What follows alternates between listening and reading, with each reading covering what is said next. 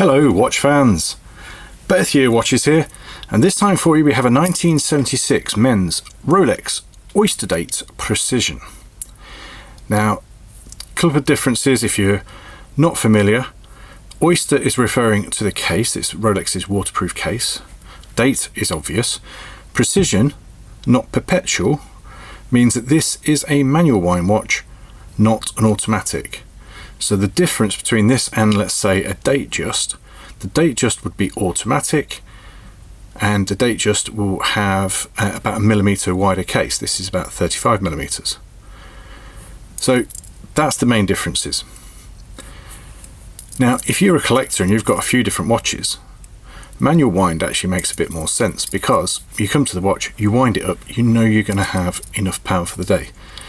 If you're wearing it all the time, an automatic is easier because it just keeps it going.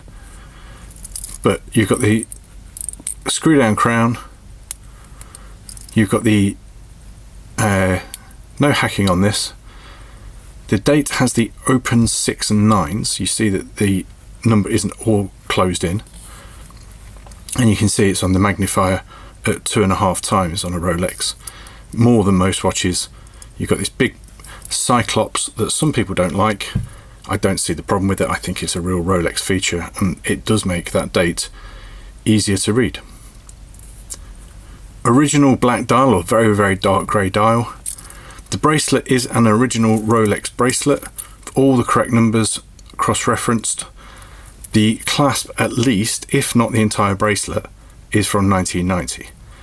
So either the clasp was replaced, because these have date codes, or the entire bracelet was replaced in 1990, but it is like for like, these folded link bracelets. It's quite narrow at the clasp as well.